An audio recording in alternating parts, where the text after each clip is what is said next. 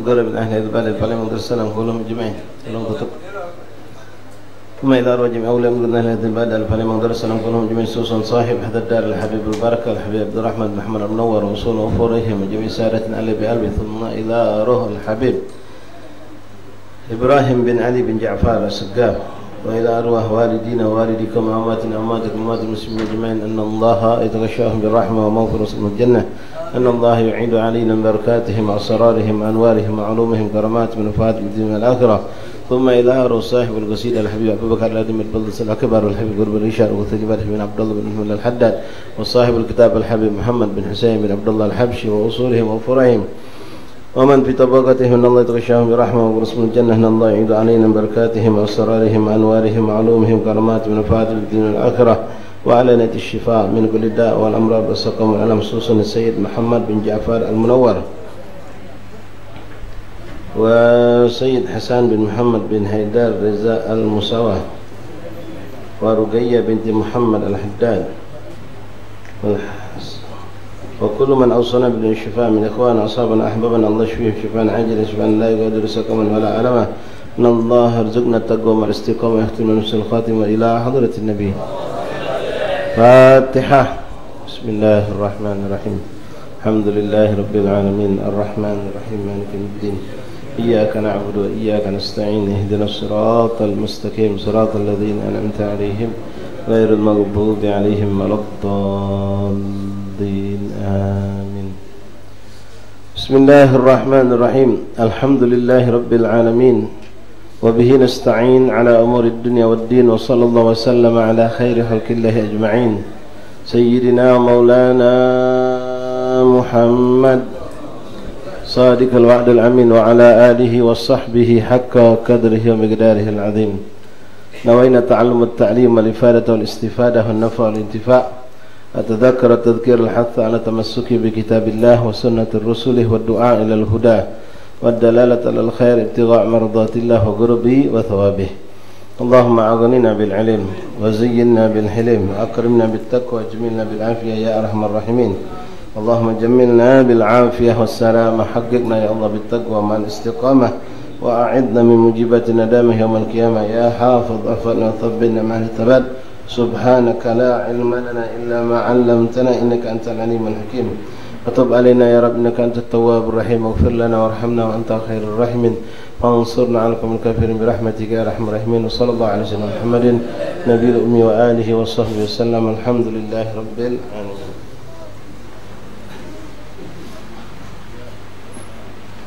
معاشر الحبايب معاشر الخبابات حاضرين حاضرات رحمكم الله السلام عليكم ورحمة الله وبركاته.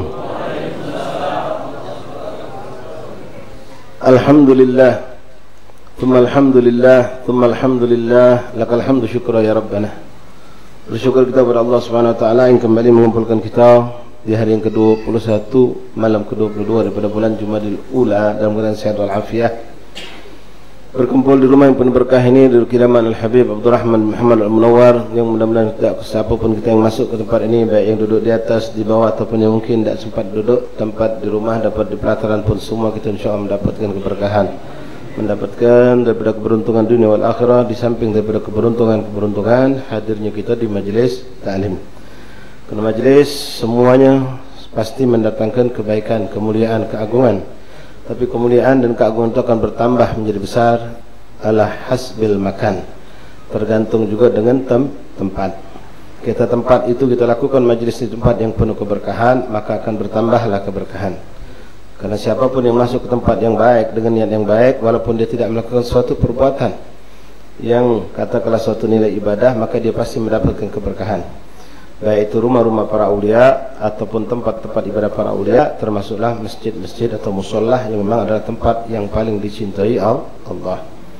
Namun terkadang juga ikhwan, satu tempat itu akan juga menjadikan kita bukan dari karena keagungannya, boleh jadi seorang mendapat ganjaran lebih besar karena perjuangan. Contoh, melakukan majlis di tengah pasar misal. Secara tempat, pasar bukan tempat yang baik, bukan tempat yang mulia ya, tapi di situ ganjaran boleh jadi dilipat gandakan oleh Allah Subhanahu wa taala karena adanya perjuangan. adanya perjuangan yang dilebihkan. Makanya kalau kita lihat doa masuk pasar, zikir masuk pasar, amalannya tidak berat, sangat ringan, cuma baca mungkin 3 baris daripada doa tersebut. La ilaha illallah wahdahu la syarika lah, lahul mulku wa lahul hamdu, yuhyi wa yumiitu wa huwa hayyun la yamut, biyadihil khair wa huwa ala kulli syai'in qadir. Tidak panjang, singkat, tapi ganjarannya luar biasa. Doa masuk pasar, dengan membaca itu doa maka seorang akan mendapatkan ganjaran alfi hasanat, 1 juta pahala dicatat oleh Allah. Wa yamhu anhu alfi sayiat, dan dihapuskan baginya 1 juta dosa. Rafa'a anhu darajat alfi darajat, dan diangkat derajatnya 1 juta derajat. Kalau seandainya ini dikatakan Rasulullah tadi dengan bacaan siapa yang masuk ke masjid, mungkin kita mengatakan wajar. Apalagi kalau masjid itu masjid yang masjid jami disyaratkan. Ini tidak masuk pasar. Kenapa kata ulama kok bisa begitu? Masuk pasar baca zikir seperti itu dapat ganjaran segitu hebatnya. Maka dijawab oleh ulama, karena pasar adalah tempat yang kebanyakan manusia dalam keadaan ghaflah, lalai. Bahkan kebanyakan manusia bermaksiat di dalamnya dengan tipu muslihat dan segala macamnya, tapi di situ kita ingat sama Allah. Orang yang ingat di tengah-tengah orang yang lalai itu mendapatkan poin yang lebih tinggi. Sama seperti kita sholat tahajud, sholat malam. Saat orang terbuai tidur, lemah tidur, kita bangkit, kita ngelawan hawa nafsu kita, maka diberikan poin yang lebih besar di sisi Allah subhanahu wa ta'ala. Wahakala ikhwan. Jadi pahala itu terkadang juga dikatakan ats-tsawab ala qadar ta'ab. Boleh jadi pahala akan didapatkan dengan kadar capek dan letih atau pengorbanan yang kita lakukan. Kita datang ke suatu majelis, jarak cuma 200 meter dari rumah kita, pahala. Langkah kaki kita dapat jadi saksi di hadapan Allah. Tapi ada orang yang datang ke majelis itu butuh 2 kilo perjalanan. Apa nak kita samakan antara 2 kilo sama 200 meter? Tentu tidak. Yang lebih jauh itu akan mendapatkan pahala yang lebih besar lagi. Wahakadha. Ini rahmatullah wasi'ah. Pemberian itu sangat luas, dan pintu untuk mendapatkan rahmat Allah itu bermacam-macam. Dari bermacam-macam sisi kita bisa dapatkan. Ma'asyarul habaib, hadirin, hadirat, hubabat, masih kita dalam pembahasan dari kitab Fathul Ilah bima yajibu abdul maulah, sebuah kitab yang penuh keberkahan, yang syarat dengan ilmu pengetahuan, yang dikarang oleh Imam Mufti Madhab Syafi'i pada zamannya di kota Makkahul Mukarramah, Al-Habib Muhammad bin Husain bin Abdullah Al-Habsyi, yang beliau adalah merupakan orang tua daripada Al-Habib Ali Habsyi sahibul Maulid.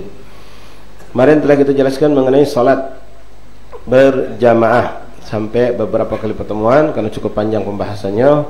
Sampai kita kemarin dijelaskan oleh beliau tentang adanya kapan seorang mendapatkan 1 rakaat bersama imam. Lalu kita tambahkan kapan seorang mendapatkan berjamaah dan kapan seorang mendapatkan Jumat, sudah kita bahas.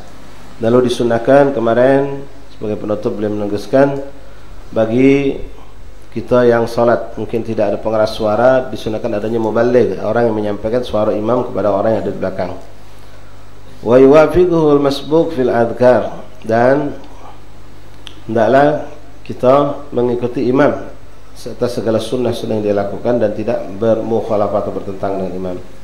Baik, sekarang kita masuk kepada bab salatul jum'ah.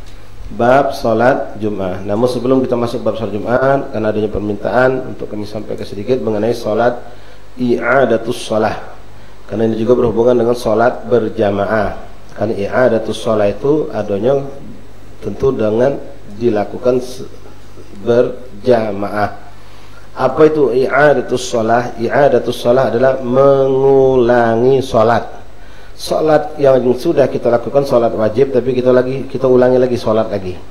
Nah, ini ada dalam syariat dan terjadi di zaman Rasulullah. Bahkan Imam Suyuti menyebutkan daripada ada 70 cabang amal ibadah yang menjadikan seorang itu kelak akan mendapatkan naungan, dhillun la dhilla illa dhilluh, naungan payung dari sengatan panas matahari di padang mahsyar. Ada 7 kelompok manusia yang bakal mendapatkan naungan di saat panas terik matahari. Semua manusia kepanasan, dia tidak ngerasa panas. Minhum, di antara mereka adalah orang yang suka melakukan i'adatus shalah, mengulangi salat. Mengulangi salat, bukan mengqadha. Qadha lain lagi. Kalau qadha itu wajib, qadha itu wajib. Ini i'adatus shalah, mengulangi salat. Nah, mengulangi salat apa artinya? Maksudnya kita sudah salat, kita ini sudah sholat wajib, sudah maghrib, sudah, misal contoh gambarannya, kita sudah sholat maghrib di musolah, di masjid, balik ke rumah nemani bini kita pula solat. Ini yang tepat, bukan kita dak ke masjid ngewangi bini di rumah. Ini salah. Ya, yang tepat yang benar itu kita solat dulu ke masjid, balik dari masjid, ya dak usah panjang wigit gini, habis doa selesai langsung balik solat sunnah di rumah bae. Bini kita ngewangi solat sama kita. Kita ngewangi bini kita solat lagi di rumah. Nah, ini namanya i'adatus shalah. Ya, jangan salah. Bukan kita tidak ke masjid dengan alasan ngewangi bini sholat di rumah. Ini salah besar. Ngewangi umi sholat di rumah. Ini salah besar. Ya, kita sholat dulu di luar baru ke masjid. Atau sebaliknya, misal seperti di kampung-kampung kita, termasuk kita di tempat di pesantren, kita menunggu qomat subuh itu panjang waktunya. Kadang-kadang sampai 20 menit. Nah, boleh kita lakukan, kita bangun subuh sebelum subuh, bini kita juga bangun sebelum subuh kalau memang kita pengen masuk subuh bareng, katakanlah ya, setia sama bini dari itu. Masya Allah, karena bini juga ya dapat pahala berjamaah tetap 27 kali lipat didapatkan. Kita adzan sebelum adzan subuh sudah siap, istri kita juga sudah siap untuk sholat. Begitu adzan selesai langsung sholat sunnah. Sholat sunnah jangan ditinggalkan. Selesai sholat sunnah langsung qomat sholat, kita ngimami bini kita. Ini untuk yang memang masjid itu qomatnya jeda waktunya panjang ya, seperti kebanyakan kampung-kampung itu di pesisir Sungai Musi ini dari adzan sampai qomat kadang sampai 20 menit. Itu bukan suatu hal yang buruk ya, bukan suatu hal yang buruk, suatu hal yang cantik, yang baik. Bahkan kita dapatkan Rasul pun melakukan terkadang, walaupun tidak sering, tapi Rasulullah melakukan hal seperti itu dan untuk kemaslahatan. Karena banyak orang bangun tidur itu ketika dengar adzan. Kalau habis salat sunnah kita langsung qomat, dia baru di kamar mandi. Ya, dia baru di kamar. Jadi juga kesempatan orang untuk berkumpul lebih banyak di masjid dan juga membantu orang untuk bertahan bisa mencapai isyraq. Ketika waktu itu kita isi dulu dengan zikir yang panjang. Nah, kita sholat dulu sama istri kita. Selesai sholat sama istri kita di rumah, selesai, assalamualaikum, ya kita langsung berusaha pergi ke masjid. Apalagi sekarang ada motor, ya dimudahkan Allah, fasilitas ada. Pergi ke masjid, pergi ke musola, ikut lagi sholat berjamaah dengan orang-orang yang ada di musola atau di masjid. Bukan berarti cukup sholat sama bini, tidak sholat lagi berjamaah di masjid, tidak. Nah, sampai di situ, di sini dijelaskan di kitab ini, di kitab Fathul Ilah yang kita baca ini. Mak mana Ustaz kalau dah katik pilihan, cuma sikok pilihannya. Mak mana maksudnya pilihan itu sikok? Kalau ana sholat ke masjid waktu sempit, misal masjid kami itu, masjid tempat kami ini tidak macam masjid tempat habaib nih. Kalau subuh paling kenceng 10 menit langsung qomat dia. Habis adzan subuh sholat sunnah, habis sholat sunnah sejegus langsung qomat. Jadi kalau ana sholat dulu di rumah sama harim, itu tidak mungkin ana mendapatkan sholat berjamaah di masjid. Ya sudah, mana putar kah? Sholat dulu di masjid, balik sholat lagi sama harim kita. Boleh, ya, boleh. Walaupun itu sholat setelah sholat subuh, diperbolehkan seperti itu. Nah, kalau seandainya katakanlah, ya, tidak memungkinkan juga, waktu itu sempit, karena habis sholat subuh langsung ada pekerjaan yang harus anda kejar, ya, seperti banyak di kota-kota besar itu. Maka apakah anda lebih afdal sholat di masjid, bini anda sholat dewan di rumah, atau anda sholat di rumah sama istri anda berjamaah tapi tidak ke masjid? Habib Muhammad, bukan saya yang jawab. Habib Muhammad menjelaskan kitab yang kita baca ini, ya, kitab Fathul Ilah ini, kau sholat di masjid lebih afdal, biarkan bini kau sholat sendirian di rumah. Jelas ini, ya, tidak perlu dibahas lagi sudah. Ya, kita menuju ke masjid, ke musola, masjid itu termasuk musola langgar, untuk menunaikan salat berjamaah dengan laki-laki yang ada di masjid musola di surau, di langgar di kampung kita, menjadikan bini kita tidak pacak sholat berjamaah, dewean paksa dia sholat, itu lebih afdal daripada kau sholat sama bini kau tapi kau tidak ke masjid. Ini penekanan sholat berjamaah sudah kita bahas cukup panjang, ya, tentang itu. Jadi harus kita pahami, jangan kita salah, karena banyak wong tidak ke masjid, tidak ke surau, tidak ke langgar, alasannya sholat ngimami wong di rumah. Wahai kata ikhwanah, sekarang sholat i'adatus sholat. I'adatus sholat ini sebabnya apa? Banyak. Sebabnya apa, Pak? Banyak. Di antaranya untuk mencari kesempurnaan yang lebih dari segi pahala. Ini sumber kebanyakan. Kedua, untuk menolong orang yang kesendirian, tidak dapat sholat berjamaah. Contoh, dan ini terjadi pada zaman Rasulullah SAW juga beberapa kali. Kita kebetulan, misal kita sholat, kebetulan kita ngebang dewean. Ini banyak terjadi zuhur sama asar di kampung-kampung ini. Zuhur sama asar, dia ngebang, dia qomat, dia imam, makmumnya dia juga. Kati ung kelanggar. Ya, ndak ada ke masjid, ada ke musola, deweannya. Jadi dia sudah tahu, sejak itulah memang komplek terutama rumah, apalagi musim panas terik, ya. Jadi dia adzan, sudah habis adzan, dia salat sunat, tunggunya celengak ni dekat wong. Lama sudahlah, salat dewean aja dia. Salat dewean dia.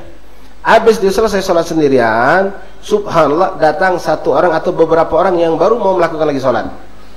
Maka apa yang dilakukan? Oh, kamu lambatnya, aku salat, kamu baru datang. Dah. Berdiri lagi, ikut lagi salat sama mereka untuk mendapatkan fadilah berjamaah. Jadi salat lagi kita untuk mendapatkan fadilah berjamaah. Nah, itu. Kedua, posisinya kita nolong uang. Ini terjadi zaman Rasulullah. Ketika Rasulullah SAW sudah sholat bersama sahabat, tiba-tiba datang seorang yang terlambat. Maka Rasul mengatakan kepada sahabat yang hadir, man baitasaddaq ala hadzal rajul. Siapa yang nak sedekah sama orang ini, kata Nabi. Nabi pakai istilah sedekah. Seorang sahabat ni nyambung, cerdas. Ana ya Rasulullah. Langsung dia berdiri, dia dampingi sahabat yang tadi, seorang tadi, untuk sholat berjamaah. Jadi dia sholat dua kali. Nah, ada lagi kejadian zaman Rasulullah. Ini untuk tafdil, untuk mimbabut tafdil. Kita sudah sholat berjamaah berdua. Sudah sholat berjamaah, dilanggar di berdua kita nih. Kebetulan alhamdulillah sholat berjamaah. Selesai kita sholat berjamaah, subhanallah datang rombongan asatis habaib ulama. Kebetulan mereka baru dari kondangan, jadi pengen sholat lagi, pengen sholat berjamaah di musola kita. Kita lihat, oh ini masya Allah, ada Habib Fulan, Ustadz Fulan, Kiai Fulan, masya Allah galau ini, ya. Maka apa yang kita lakukan? Melok lagi sholat bersama mereka, walaupun kita sudah sholat berjamaah untuk mengambil keberkahan. Nah, ini pernah terjadi zaman Rasulullah SAW. Ada sahabat yang mereka tuh kampungnya tidak dekat dengan Nabi Muhammad SAW. Lalu mungkin ini kejadiannya mungkin isya atau zuhur, ya. Kadang-kadang kalau zuhur terik panas, Nabi melambatkan sholat. Jadi adzan jam 12, qomat jam 1 kadang-kadang. Ini sampai saat ini berlaku di Hadramut, ya, apalagi bulan puasa. Adzan tetap di waktunya, tapi sholat itu ditunda sampai matahari ini tergelincir agak jauh untuk memberikan tahfif, keringanan buat orang yang pengen ke masjid agar tidak merasakan sengatan panas matahari yang sangat tadi. Atau isya, kadang-kadang Nabi juga melambatkan dengan banyak faktor, ya, kemaslahatan.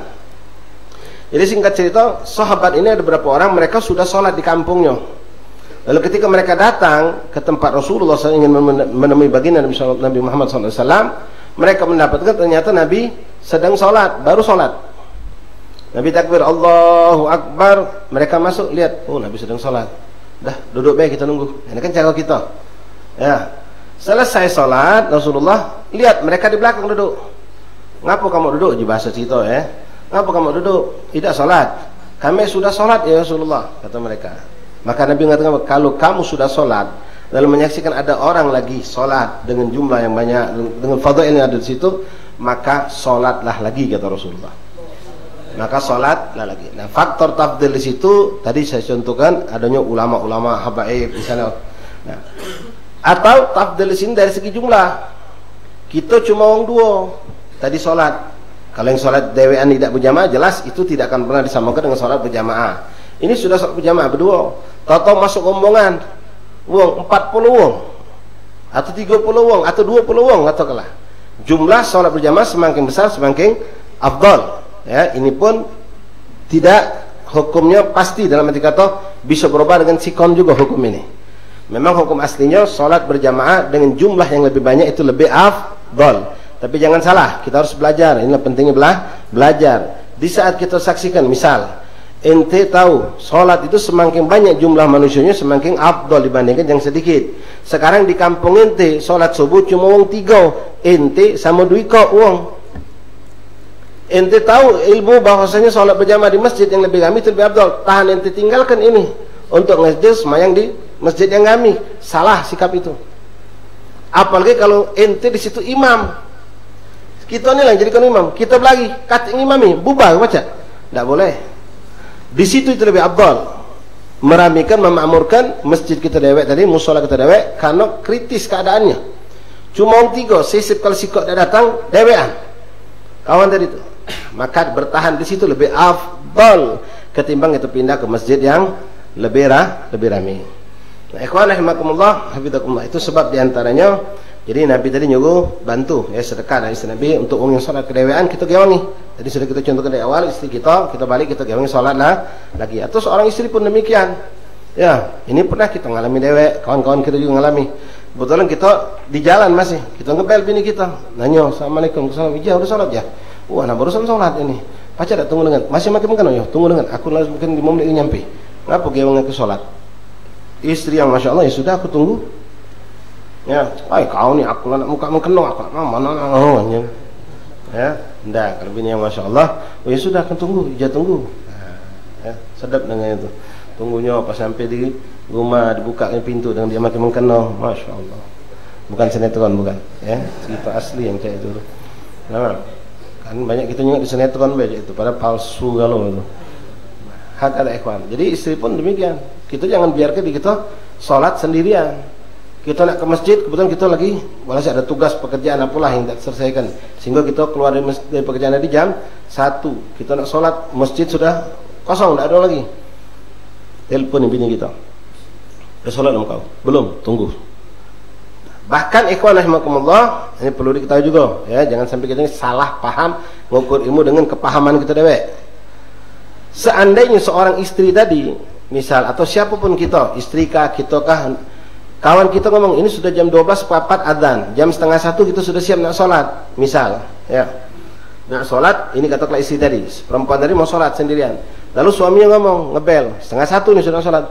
Jangan lagi apa? Anak-anak sholat lah nih. Oh, tunggu pacar dah. Kapan dia datang? Jam 1 lah nyampe di rumah.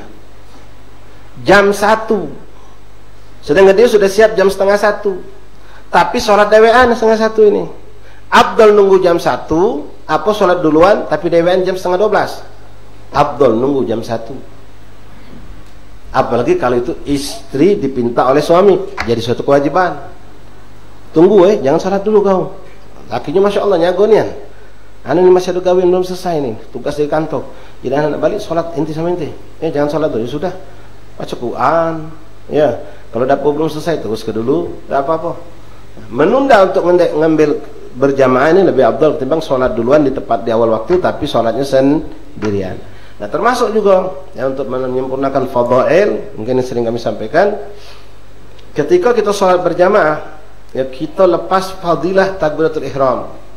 Atau terlambat kita masuk masjid wong sudah rakaat kedua, melok kita semayang, selesai imam kita tegak lagi, selesai sholat, lalu kita lihat ada orang baru datang, 3 orang hendak melakukan sholat berjamaah, maka sikap yang baik bagi kita adalah tegak melok lagi sholat sama mereka.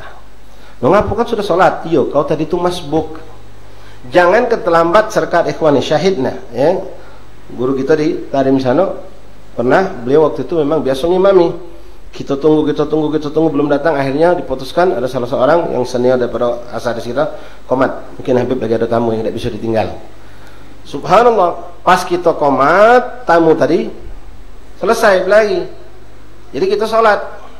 Pas kita sholat, ya, sudah selesai waladhdallin. Ini Habib baru masuk, berdiri di saf 6 di belakang, panjang sholat. Diri di belakang, Allahu Akbar. Beliau sholat. Nah, beliau tidak terlambat serkat loh, cuma terlambat takbiratul ihram bersama imam. Ketika Fatihah selesai dia masuk. Orang baca surat dia selesai Fatihah, rukuk melok rukuk sempurna. Tapi fadilah takbiratul ihram dia tidak dapatkan. Selesai sholat, assalamualaikum warahmatullahi, assalamualaikum warahmatullahi, selesai juga beliau karena beliau tidak terlambat serkat. Lalu datang beberapa orang yang baru masuk musola itu, baru masuk masjid tadi, untuk melakukan salat. Pas beliau tunggu kenyerengan, uang itu pas sudah sop, sudah rapi, uang itu takbir Allahu Akbar, dia langsung berdiri cepat melok bangis Allahu Akbar untuk mendapatkan fadilah takbiratul ihram bersama imam. Tahan ngulangi salat, saking besarnya fadilah untuk mendapatkan takbiratul ihram bersama imam. Nah, ini perlu kita lakukan ikhwan, ya biasakan diri kita. Termasuklah juga ikhwan rahimakumullah, yang seperti ini ya boleh kalau memang kita punya qada, maka lebih utama niat ke qada. Kita memang ngasuh dulu banyak sholat berantakan, sholat kita dulu banyak lalai, atau dulu sholat rajin tapi tanpa ilmu, sehingga kita bisa memvonis sholatku banyak dah asahnya. Nah, maka posisi-posisi yang kita sampaikan tadi, yang istri kita sholat, yang kawan sholat, atau kita ikut lagi orang berjamaah lagi, itu bukan niat i'adah, tapi lebih utama niat qada. Karena i'adah itu hukumnya sunnah, tapi qada hukumnya wajib. Jadi niat ke qada itu lebih afdal, ya, niat ke qada. Nah, i'adatus shalah ini disyaratkan hendaklah diyakini salat yang kita lakukan pertama sudah sah. Yakin kita salat secara hukum zahir, ya, bukan gobol. Kalau gobol kita tidak tahu, Allah yang Maha tahu. Tapi sah secara hukum syariat. Kita yakin salat kita yang pertama tadi sudah sah, maka kita boleh melakukan i'adatus shalah. Untuk i'adatus shalah, ikhwan rahimakumullah, kita boleh jadi makmum, boleh juga jadi imam. Cuma bedanya perlu diingat, digaris bawahi. Kalau salat dalam i'adatus shalah, ketika kita jadi imam, wajib meniatkan imaman. Beda dengan salat yang lain. Salat 5 waktu, kita salat ngimami di langgang, tak perlu niat imaman kalau kita imam. Yang wajib tuh makmum makmum wajib makmuman. Salat lebaran, salat khusuf, salat tarawih tidak wajib. Usolli fardhu, usolli sunat tarawih imaman lillah tidak wajib. Usolli fardhu zuhri imaman tidak wajib menyebutkan imaman untuk salat 5 waktu kecuali salat Jumat dan i'adatus shalah, mengulangi salat. Kalau mengulangi salat wajib kita niat imaman. Jelas insyaallah. Ya, niat imaman usolli fardhu zuhri i'adatus shalah, usolli fardhu zuhri i'adatan, ya, imaman lillahi ta'ala. Kalau kita memang jadi imam, kalau makmuman ya tetap niat makmuman. Usolli fardhu zuhri i'adatan, usolli fardhu maghribi i'adatan. Ada tambahan kalimat i'adah. Sebagian ulama mengatakan tidak usah pakai niat i'adah, tidak apa-apa. Sama seperti orang mengqadha salat. Mengqadha salat apakah harus usolli fardhu zuhri qadhaan? Menyebutkan tidak harus. Menyebutkan boleh dalam niat dilantaskan niat qadhaan tanpa meniatkan juga boleh untuk qadha salat. Taib akhwan rahimakumullah, hafizakumullah, faqakumullah. Nah, itu tadi syaratnya kita meyakini salat kita sudah sah. Salat kita yang pertama tadi sudah sah. Lalu kemudian kalau untuk jadi imam kita niat imaman. Nah, i'adah ini boleh tak sampai berulang-ulang kali? Nah, di sini khilaf ulama, ada yang mengatakan i'adah cukup 1 kali. Tidak terjadi 2 kali. Jadi untuk satu salat diulangi 1 kali. Nah, i'adah ini ikhwan rahimakumullah berlaku juga pada salat-salat yang lainnya. Seperti salat tarawih misalnya, kita sudah salat 23, kita salat lagi. Ada ulama mengatakan tidak i'adah itu. Tarawih tidak ada batasannya. Boleh sampai nak berapa rakaat juga boleh. Ala kulli hal, wallahu alam bis-shawab. Hakada, sedikit sekelumit tentang pembahasan mengenai i'adatus shalah. Niat mengulangi salat. Ini penting kita lakukan ikhwani rahimakumullah. Ustaz, kalau kita salat, selesai salat, la balik rumah baru tahu kalau sarung kita ada najis atau badan kita ada najis atau tadi kita batal wudu, lupa wudu lagi. Nah, niat kita ni apa sekarang? I'adah, apa niat qadha atau niat adaan? Kan wajib diulangi nih salat nih. Nah, sekarang lihat waktu. Kapan kita ingatnya? Kalau ingatnya masih di waktu zuhur dan masih ada waktu panjang, maka niat usolli fardhu zuhri adaan. Walaupun adaan sendiri sunnah, hukumnya tidak wajib menyebutkan adaan. Kenapa? Yang tadi itu tidak sah. Nah, sekarang kita masih di waktu sholat itulah, maka sholatnya bukan qadha, sholat asli, sholatnya. Lain kalau teringat pas kita nak sembahyang asar, misalnya bibi nak sembahyang asar, pas mengkeno baru teringat, no, ada darah nyamuk. Terkering sudah. Oh, ini mau pasti. Ya, ada bangkit nyamuk pula nempel situ. Pasti dari pagi atau dari subuh tadi. Oh, berarti salat zuhur anak tadi mana ceritanya? Ya dak mana. Ngawat najis salat zuhur tadi. Ulangi salat. Nah, ngulanginya apa? Qadha. Karena ketahuannya setelah masuk waktu asar. Hakada. Jadi kalau masih di waktu itulah mengulangi salat, tetap niatnya dalam adaan, walaupun mengucap adaan itu hukumnya tidak wajib, ya. Mudah-mudahan apa yang kami sampaikan jelas dan bermanfaat. Kita sekarang masuk bab sholatul Jum'ah. Bab sholat Jumat memang lebih khusus untuk kita orang laki-laki, tapi tidaklah salah kalau perempuan memahaminya. Macam kita kalau buka bab haid, bab nifas, ngalami dah, ya, kalau ngalami kacau kita, ya, haid atau nifas. Tapi kita penting harus tahu juga sedikit banyak. Ngapa? Kita hidup tak lepas dari perempuan. Ibu kita perempuan, istri kita perempuan, mungkin kita dikaruniai anak perempuan, saudari kita mungkin ada yang perempuan. Nah, sedikit banyak kita bisa memberikan bimbingan kepada mereka tentang hukum-hukum haid dan nifas. Nah, begitu juga untuk masalah Jumatan. Masalah sholat Jumat memang hukum ini berlaku pada laki-laki. Namun perempuan juga bisa dimasukkan dalam hukum sholat Jumat ini. Satu pertanyaan yang simpel saja mungkin yang ditanyakan oleh orang awam, Ustadz, boleh tak kalau wong betino melok semayang Jumat? Nah, ada pertanyaan ini akan menjadi satu pembahasan, akan muncul satu pembahasan. Kalau boleh, misalnya dikatakan, oh boleh Ustadz, jadi sholat zuhur kami mak mano. Nah, muncul lagi pertanyaan, panjang ceritanya nih. Ya, nanti itu insyaallah dalam perjalanan bab ini kita akan bahas. Tapi ikhwan rahimakumullah, bab salatul Jum'ah, bab menjelaskan tentang salat Jumat. Perhatikan kita yang laki-laki, ya, kemarin anak baru dapat pembahasan. Jadi ada kami salat di Pegayut sana, ya, di tempat pondok dekat kami di Tanjung Pasir, Masjid Baitur Rahim. Memang masjid itu ikhwan, dan kebanyakan masjid-masjid yang ada di Pemulutan itu jarang yang mencapai 40 wong. Ya, penduduk itu jarang-jarang.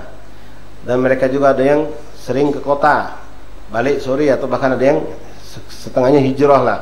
Jadi kalau Jumatan itu kadang-kadang cuma 20, cuma wong 15. Nah, bagaimana itu sikap kita menyikapinya? Nah, di situ nanti ada pembahasan. Singkat cerita, kemarin sholat, apalagi semenjak ada pesantren, alhamdulillah santri kita sampai 25, tambah pengurus lagi jadi orang 30, tambah lagi orang kampung tuh orang 25 tambah 30 sudah 55. Belum lagi ada orang datang kami juga kemarin sampai orang 70 kurang lebih, sampai orang 70. Nah, selama ini ya, sebelum ada pesantren, sebelum ada santri, sholat itu tidak pernah mencapai 40 orang, sehingga kami selalu melakukan habis sholat Jumat, sholat zuhur lagi.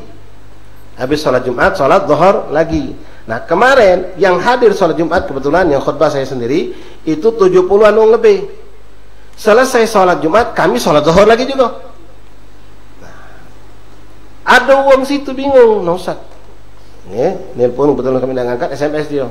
Ada jadi bingung, ngapa kita pakai sholat zuhur lagi, padahal jumlah kita kemarin kan banyak Ustaz. Nah, ini menunjukkan, mungkin banyak ikhwan pun sama akan bertanya, ngapa pakai sholat zuhur lagi, kan sudah. Terus pertanyaan pertama, ngapa pakai sholat zuhur lagi? Kan sudah sholat Jumat. Kita tunjuk tahu karena ini tidak memenuhi syarat. Oh, begitu. Nah, lalu kemarin kok sudah 70, ngapa pakai sholat zuhur lagi juga? Padahal sudah 70. Nah, ini yang kita akan bahas. Penting ikhwan. Masalah Jumat ini kadang-kadang kita bodoh tapi ngasuh pintar. Ya, macam kebanyakan. Kemarin tuh kasus waktu musim Covid kemarin awal-awal, ya, tidak boleh sholat Jumat. Oh, hanya langgar sana nggak ada ke Jumatan, langgar sini nggak ada Jumat, langgar bahkan rumah besar sana nggak ada, rumah besar nggak ada kan. Masya Allah, Jumat bertaburan di mana-mana. Ya, yang mana yang sah, wallahu a'lam. Yang mana yang tidak sah, wallahu a'lam. Bingung kita tentangnya. Ya, tapi kalau yang mengerti, paham, tidak bingung. Ya, tidak bingung. Ada yang habis Jumatan, habisnya melakukan lagi sholat zuhur. Ada yang mengatakan tidak perlu lagi, kita sudah 40 lebih. Memang ada yang berapa kampung-kampung tadi yang mengadakan sholat Jumat di musola, yang hadir kami hampir penuh langgar tadi. Bahkan orang kampung sebelah sana melok gabung sini kalau, ngapa pakai sholat Jumat lagi, habis menjuk ngapa pakai sholat zuhur lagi. Nah, panjang cerita. Ada yang pintar tadi langsung pengak kalau kamu tuh. Wah. Lemak yang ngomong tuh, bahkan sampai yang agak sedikit panas keping, mana ustaz nih bengak-bengak kalau sudah main Jumat main zuhur lagi. Oh, kalau sudah ustaz jangan kata kebengak. Ya, kalau dia belum pintar tidak dipanggil ustaz, minimal pintar dalam bab hukum-hukum seperti ini. Melok be kita ini ikhwan, kita tidak paham melok be itu ustaz bisa be, yakin ini paham insyaallah. Dia ngajak sholat lagi, jangan kita jadi sok pintar. Baik ikhwan, insyaallah dalam perjalanan ini kita akan bahas, ya, pelan-pelan. Nah, ummahat tolong perhatikan, ya, ini ilmu, dapat ilmu walaupun tidak diamalkan karena kamu laki perempuan, jelas menjadi suatu keberuntungan, keberkahan, dan ya siapa tahu ya kita pacak pas nengok kesalahan dilakukan oleh cucung kita, ponakan kita, anak kita bisa negor tentang salat Jumat.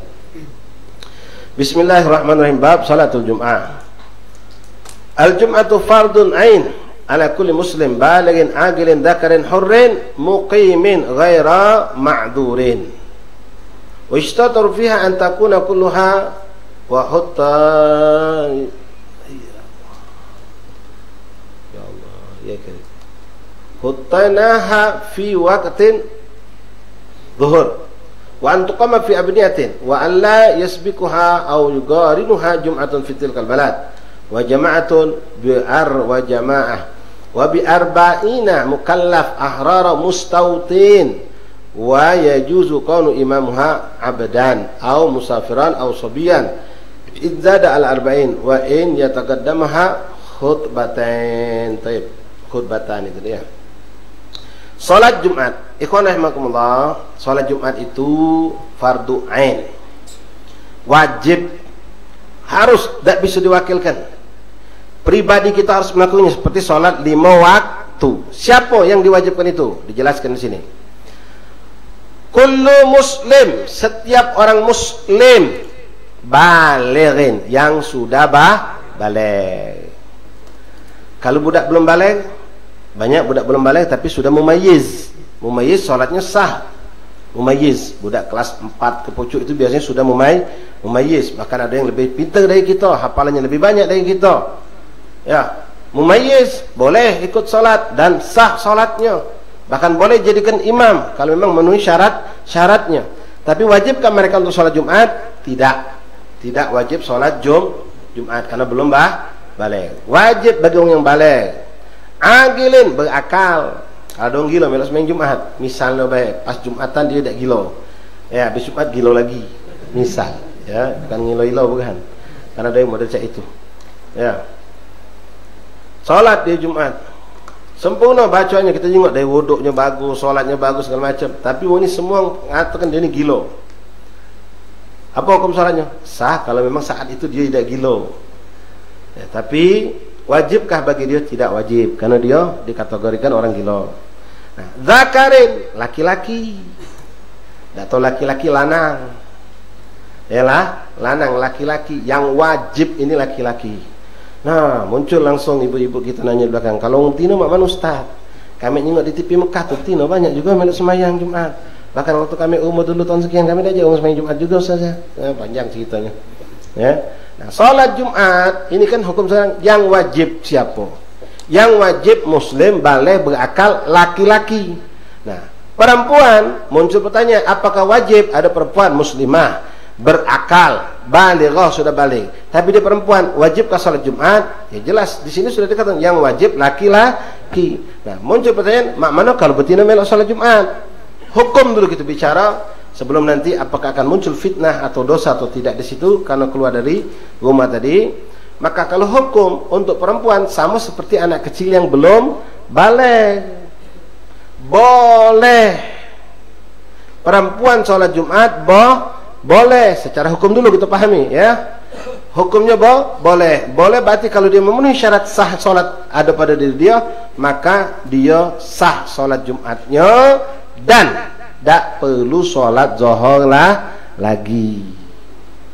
No, kalau macam itu besok kita sembahyang Jumat.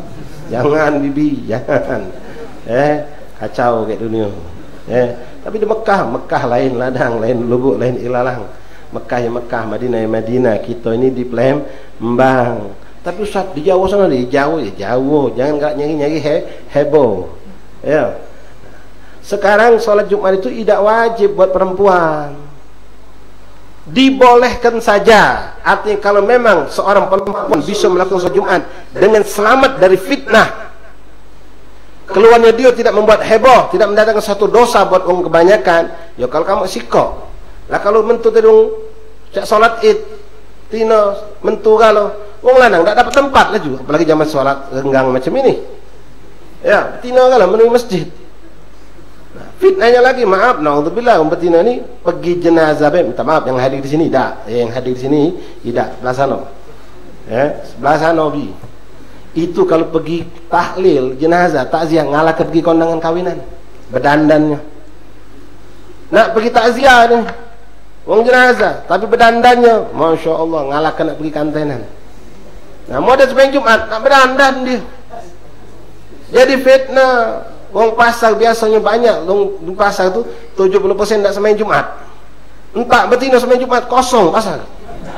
Pergi kalau sembahyang Jumat ngapo? Ada yang nak diselik, ada yang nak ditelik, ada yang nah, ini fitnah namanya. Natang ke dosa, ngejar perkara yang tidak wajib, datang ke dosa. Tak, syariat kata tidak. Duduk di rumah lebih afdal. Solat zuhur lebih afdal buat kamu. Solat zuhur lebih afdal. Jadi kalau Mekah, Madinah, ya kita bisa lihat sendiri. Madinah itu sendiri, Madinah ya, kalau pas Jumatan betina tidak kata ruang untuk orang betina digunakan untuk laki-laki. Sepanjang hari, ya kamu yang mungkin pernah umroh, kalau setiap hari disekat untuk orang lanang itu 2/3 masjid, 1/3 masjid Madinah untuk orang betina sholat 5 waktu. Bahkan ziarah Rasul pun ada mereka. Tapi pas Jumatan betina tidak ada. Semua digunakan untuk laki-laki. Kenapa? Kapasitas itu tidak bisa menampung kalau lanang betina melok. Lain dengan Mekah. Mekah itu luas. Pun di dalam masjid, di pelataran tawaf itu tidak ada betina. Betina kalaupun ada di bawah lantai-lantai dasar. Atau mereka di jalan-jalan itu, di pelataran luar ikut sholat, dipisah, disekat. Nah, itu lain kondisinya. Ya, memang fadilah sholat Jumat di Mekah itu lebih, fadilahnya lebih. Nah, ini pertama, hukum. Jadi tahu kita orang betina itu boleh kalau tidak menimbulkan fitnah. Apalagi kalau kamu sholat Jumat, siapa yang nak masak di rumah? Laki balik seminggu Jumat bareng. Ya, kata yang masak, dan panjang cerita lah walhasil. Ya, panjang cerita kalau betina melok semayang Jumat. Ya, panjang di kasus rizik dan seterusnya. Panjang banget. Ya. Good. Jadi tidak usah orang betina. Kalaupun misal ada uang di sini, subhanallah kebetulan rumah dia di samping masjid. Di samping masjid. Yang mana soft itu nyampe ke nian dari lapangan masjid itu nyampe ke samping rumah dia. Maka disusutnya lah bibi tadi tu, anaknya tinggi kok dari sini soft 1 2 3. Ini pintu bibi terjego sini melok. Kata nyingok. Pintu terbuka tapi kata nyingok. Dan ini nyambung sopnya. Ini nyambung sop ke melok ke depan sana. Ya boleh baik barangkali. Selamat tidak kata nyingok di dalam rumah boleh jadi. Nah, kemudian untuk sholat Jumat, katakanlah kalau memang kita melok sholat Jumat betina tadi, ya, apakah masih dituntut sholat wajib, sholat zuhur? Jawabnya tidak wajib sholat zuhur. Nah, sikok yang penting nih, tolong ummahat ubabat dengar, jangan salah paham. Selama ini banyak orang betina salah paham. Wong betina sholat zuhur kata urusan dengan sholat Jumatnya wong lanang. Maksudnya Ustaz, tidak perlu nunggu wong lanang selesai Jumatan baru nak sholat zuhur. Ini masih banyak yang salah paham. Oh kaget dulu, belum selesai langgak masjid samping itu, tak boleh sembahyang dulu. Tidak. Kenapa? Kamu bukan orang yang wajib sholat zuhur. Sama seperti musafir pun sama. Kita musafir, kita dalam keadaan musafir yang disahkan untuk tidak sholat Jumat, misal. Lalu kita pengen pas zuhur capek nih, kebetulan nyampe jam 11:30. Badan engkau nak ke masjid tak kuat kita, boleh kita sholat, boleh kita tidak sholat Jumat, boleh kita sholat musafir tidak sholat Jumat. Nah, kita pengen langsung bahkan menjamak takdim, ya silahkan. Begitu dengar adzan awal menunjukkan waktu zuhur sudah masuk, tak nunggu wong selesai Jumatan, sholatlah kita. Habis sholat langsung jamak takdim. Nah, jadi wong betina tidak nunggu selesai Jumatan. Silakan sholat. Yang nunggu selesai Jumatan itu sikok. Siapa? Orang yang sakit, yang diharapkan siapa tahu pas lagi perjalanan sebelum mencapai qomat sholat dia sehat, dia pacak lagi ngejar Jumatan. Sekarang dia memang tidak sehat, badan menggigil, anak tidak kuat tak Jumatan, anak nak sholat di rumah, sholat zuhur. Oh kaget, tunggu macam kita di sini kan, Wuzikna dekat, Sungai Lompor dekat, naik motor mungkin, kalaupun di sana qomat kamu mentu dia menawal, dapat masih. Nah, jingok ke dulu badan kita, minum ke obat, minum ke banyangan. Subhanallah, pas khotib naik mimbar khutbah kedua terasa segar, cepat ambil uduk lagi sembahyang Jumat, tak boleh sholat zuhur. Itu nunggukan, ternyata masih sakit sampai komat, sampai sholat baru kita boleh sholat zuhur. Jadi kalau untuk perempuan tidak perlu nunggu selesai Jumatan. Begitu masuk waktu zuhur, kita paham zuhur itu dengan dengar suara adzan awal. Untuk yang memang 2 kali adzan, kalau tidak ya adzan pertama itulah, kalau memang Jumatan 1 kali adzan. Jadi ummahat ubabat silahkan sholat Jumat. Ya silahkan sholat Jumat. Nah itu penting untuk diketahui ya. Sholat Jumat, agil, zakar, hurun, merdeka, hamba sahaya tidak wajib sholat Jumat walaupun dia laki-laki, berakal, sehat, balik, tidak wajib hamba sahaya. Nah kemudian mukim, makna mukim bukan musafir. Nah, mukim ini ikhwan, tolong perhatikan. Ini juga ummahat bapak perlu paham tentang makna beda antara mukim sama mustautin. Mustautin itu mirip tapi beda dengan mukim. Kalau mustautin itu memang orang asli dari satu daerah itu, tinggal di daerah itu, dia hanya keluar sesaat demi sesaat, mudik, belayar, balik lagi. Itu namanya mustautin. Kalau mukim, dia numpang hidup di suatu tempat, walaupun bentuknya jumlah waktunya panjang, tapi dia bakal balik ke daerah aslinya. Contoh, ya, mustautin kebanyakan kita ini. Yang kalinya KTP mana? Nawal 13 dulu, 14 dulu. Ya. Lembang, pokoknya di Palembang sini lah. Ini mustautin. Tapi contoh tak usah jauh lah. Anan contoh kan berdiri Anda. Al-Bagir, saya ini sekarang sudah hijrah. Maka saya bukan lagi ya penduduk Palembang dalam arti kata, walaupun belum secara administrasi. Karena saya sudah niat hijrah benar tinggal di sana. Nah, mulai saya sudah punya niat untuk tinggal di pesantren di Pegayut sana di Tanjung Pasir, saya menjadi penduduk asli sana, mustautin. Mukim plus mustautin, pindah niat. Nah, uang asli sana jelas mustautin. Nah, contoh mukim siapa Ustaz? Santri yang ada sama kami. Santri-santri itu hidup dia bakal 11 bulan di sana, katakanlah. Bukan 3 hari, bukan 3 minggu, bukan 3 bulan. Seperti orang-orang yang kuliah dari luar kota di Palembang, ngekos. Balik kapan? 3 bulan baru balik. Ada yang setengah tahun baru balik. Santri setahun baru balik. Nah, santri ini disebut mukimin. Wong yang mukim, ngapo? Dia cengkiu je bahasa kita. Balik kagak lebaran. Walaupun subhanallah baliknya dia ke rumah lebih pendek waktunya daripada dia di luar kampungnya dewek. Nah, ketika dia balik ke kampungnya, dia menjadi seorang yang mustautin. Tapi 11 bulan dia di pesantren itu mukim. Nah, wong mukim wajib sholat tak? Wajib. Wong yang mukim wajib sholat Jumat. Nanti kapan mukim Ustaz bagi seorang musafir? Nah, itu nanti ada pembahasan lagi kalau kita belajar bab sholat musafir, ya. Seorang itu sudah dikatakan mukim ketika sudah punya niat untuk berdiam di suatu tempat dengan jumlah lebih dari 5 hari termasuk perjalanan balik pergi. Jadi kalau ada ngomong anak-anak ke Jakarta, berapa lama? 2 minggu. Pokoknya 2 minggu itu anak-anak di Jakarta. Nah, maka ini orang ketika nyampe di Jakarta, ini perlu kita pahami ya, masalah ini masalah bukan sholat Jumat, masalah musafir. Ente sudah patok, anak 2 minggu, anak lemah tiket PP sudah nambah 2 minggu anak di Jakarta. Tamam. Begitu nyampe di Jakarta, ente langsung jadi orang mukim. Langsung jadi orang mukim, tak boleh jamak, tak boleh kosor. Karena sudah punya niat, sudah matok. Tapi kalau orang ngomong, ente berapa lama di Jakarta? Wallahu alam, pokoknya kalau gawe selesai, anak balik. Kalau belum selesai, ya wallahu alam sampai kapan.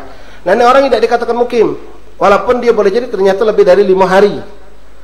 Dengan catatan dia tidak mematok berapa lama bakal di sana. Nah, ada lagi yang ketiga, orang ini matok hari, anak cuma 3 hari di Jakarta. Berangkat Senin pagi, Selasa gebuk, Kemis, Senin, Selasa gebuk, Kemis pagi balik. Artinya tidak nyampe 5 hari, 4 hari baik. Nah, dia sudah matok hari tapi kurang dari 5 hari, maka dianggap masih musafir. Pahami makna mukim ini. Jadi mukim itu kebanyakan macam, contoh yang paling gampang, ada gambar santri atau anak-anak yang kuliah atau orang-orang yang kerja, dia ngekos, ngambil sewaan di sini. Selama 11 bulan dia di Palembang. Balik ke kampung cuma sebulan. Maka ketika dia di kampung itulah mustautin. Kalau dia waktu macam santri tadi, anak contohkan ya, yang ada di Pegayut sama kami, anak-anak antum, cucu-cucu antum, itu mukimin. Ketika mereka sudah balik, laki-laki balik berakal, wajib sholat Jumat. Orang asli sana termasuk kami yang sudah hijrah di sana, mustautin, wajib sholat Jumat. Nah, bedanya apa Ustaz? Sama-sama wajib. Bedanya, nah ini yang perlu dipahami. Balik yang anak cerita tadi, yang ada jamaah bingung, ngapa kita lah 70, ngapa masih sholat zuhur lagi. Syarat sahnya Jumatan itu menurut madhab Syafi'i harus minimal 40 mustautin, bukan mukim. Mustautin, mukim wajib Jumat, wajib. Mustautin wajib. Tapi yang menjadi hitungan 40 masuk kategori itu adalah mustautin. Sekarang balik cerita yang ada yang pada cerita kasus Jumat kemarin. Kita paham, ini wong asli Pegayut waktu itu, kemarin Jumat kemarin ya, wong Tanjung Pasir asli. Kita paham jumlah mereka cuma 30, tak nyampe. Yang kami budak pesantren Anwar Thaibah Selawi, mukimin mereka, tidak masuk hitungan. Ada lagi wong-wong luar yang kebetulan mampir ke situ numpang sholat. Kita paham ini orang luar yang juga bukan mustautin. Mukim pun belum tentu. Mereka boleh jadi musafir yang cuma pengen ikut sholat. Oh, macam itu. Iya, makanya perlu belajar. Jadi Ustaz, kalau seandainya pesantren Ustaz tuh 1000 muridnya, tapi wong luar pegawai kalau dari Palembang, dari Jambi, dari Bangkok, dari macam-macam 1000 penuh masjid tadi, tapi wong mereka cuma 15. Apa hukum Jumatan? Belum dianggap sah. Tambah lagi wong betina Ustaz 1000 juga, hafid Quran galau, ustazah galau, mugolah mayang Jumat belum dianggap sah. Kenapa? Betina tidak wajib sholat Jumat. Tambah budak kecil 500, tidak wajib sholat Jumat. Budak-budak yang mukim tadi, santri, balai galau, zakar, laki-laki, balai. Sudah galau, cuma mukim. Wajib sholat, wajib 1000 ikut budak itu. Tapi apakah menjadikan hitungan masuk dalam 40? Tidak. Maka wajib ulangi sholat zuhur sebagai kesempurnaan. Walaupun nanti pembahasannya panjang. Ada yang mengatakan ngembek pendapat ulama, memang banyak pendapat ulama nih. Ya, ada yang mengatakan bahkan 3 wong cukup sah untuk Jumatan. Dipakai oleh bermacam-macam mazhab.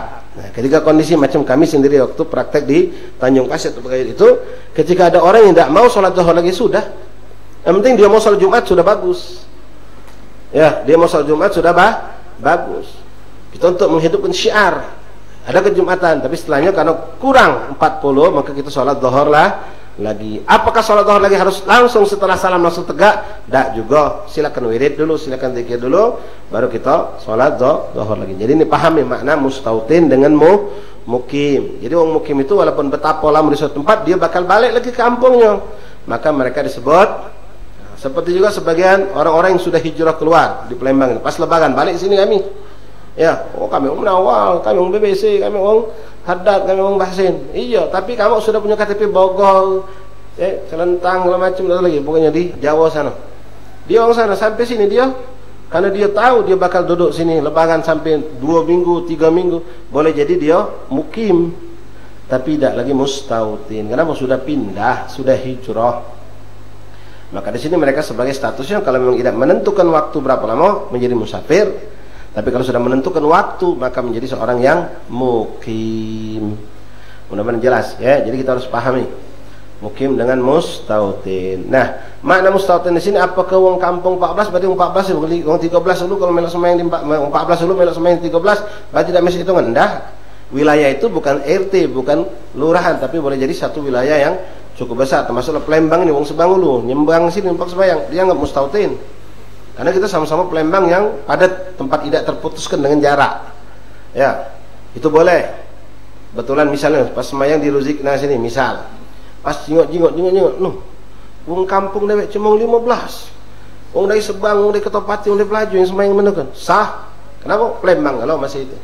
Masjidnya Palembang kalau tidak dipisahkan oleh sungai besar, tidak dipisahkan oleh jembatan yang tidak ada jembatan, tidak ada bisa nyambung, mungkin tidak. Mereka gampang untuk bertemu. Jadi itu masih dianggap mustautin, walaupun dari ujung Tojulu sampai ke Tanggotakat itu dianggap mereka sama-sama mustautin.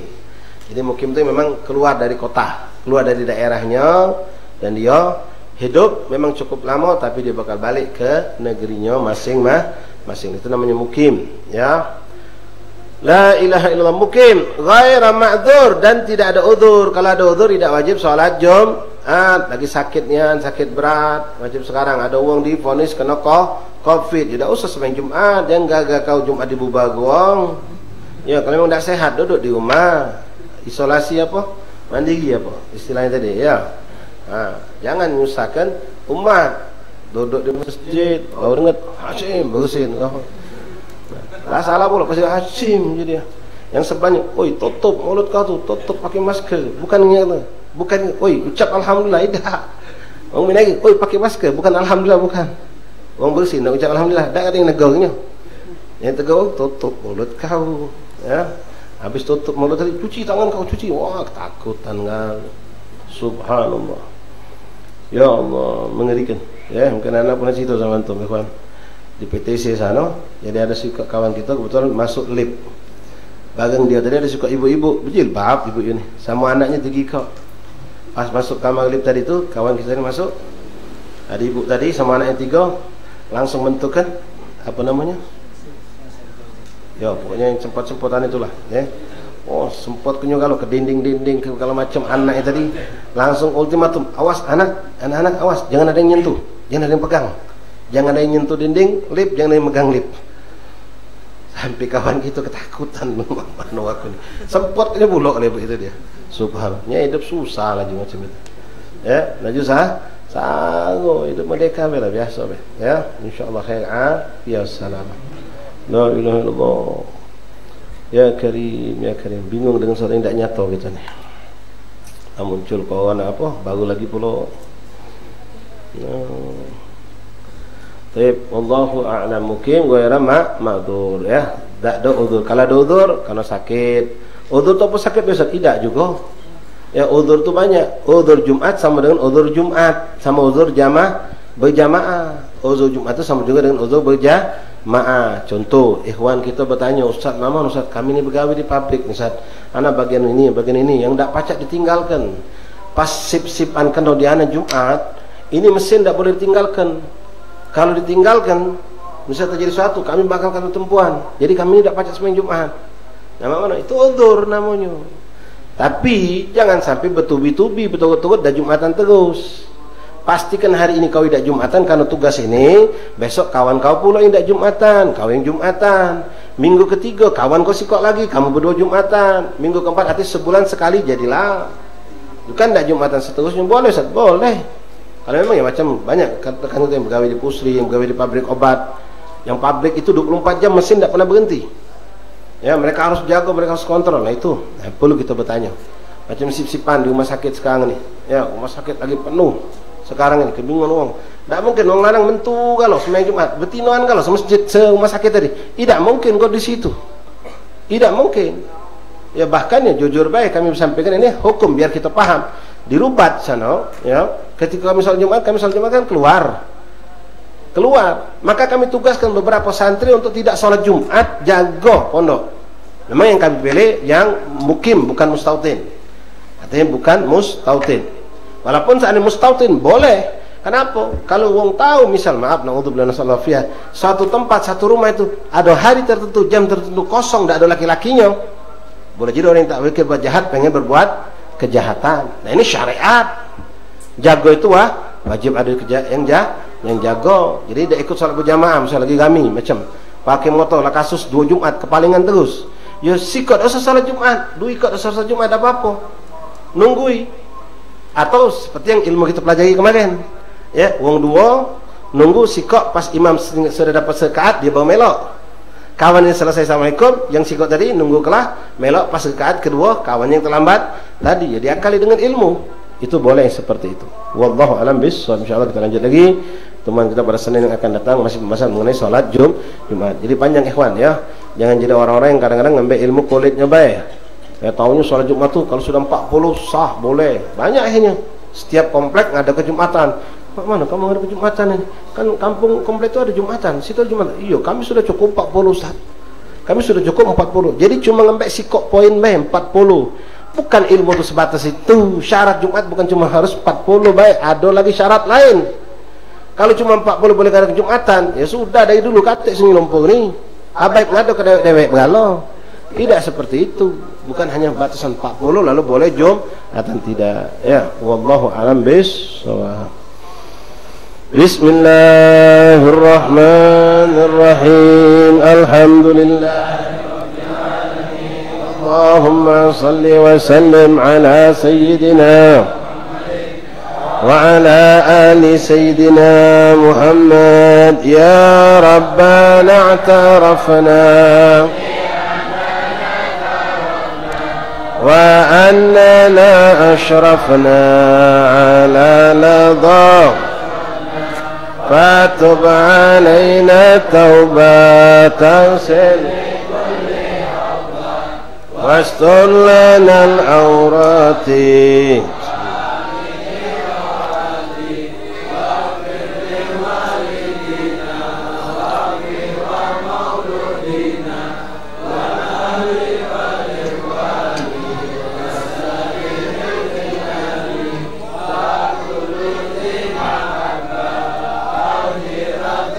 أو صحبة والمسلمين أجمع أسمى فضلا وجودا منا لا باكتساب منا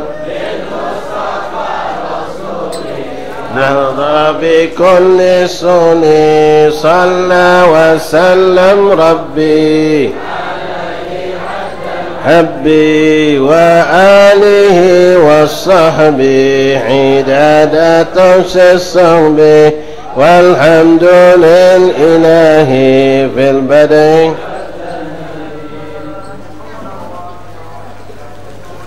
فاتح بالقبوة والوصول إلى